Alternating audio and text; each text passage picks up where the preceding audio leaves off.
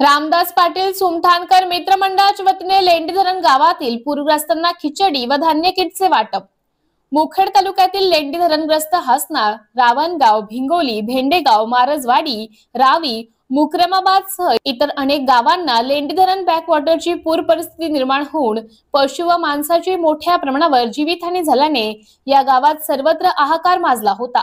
येथील लोकांना अन्न, वस्त्र आणि निवाराची अत्यंत गरज असल्याचं कळताच राष्ट्रवादी काँग्रेस पार्टीचे नेते रामदास पाटील सुमठाणकर यांनी आदी गावांना भेटी देऊन लोकांच्या समस्या जाणून घेत त्यांना धीर देण्याचं काम केले आहे। तर दुसरीकडे मुखेड तालुक्यातील रामदास पाटील सुमठाणकर मित्रमंडळाच्या वतीने हसनाळ, रावी, रावणगाव आदी गावात खिचडी व जीवनावश्यक तांदूळ, तेल व इतर धान्य किटचं वाटप करण्यात आले आहे।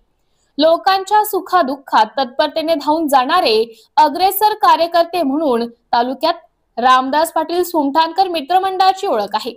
म्हणूनच मुखेड तालुक्यातील रामदास पाटील सुमठाणकर मित्रमंडळाने अहोरात्र मेहनत घेऊन खिचडी व धान्य किटचं वाटप यशस्वी केले आहे। टीव्ही सह्याद्री न्यूज साठी मुखेड वरून विठ्ठल पाटील यांचा खास रिपोर्ट।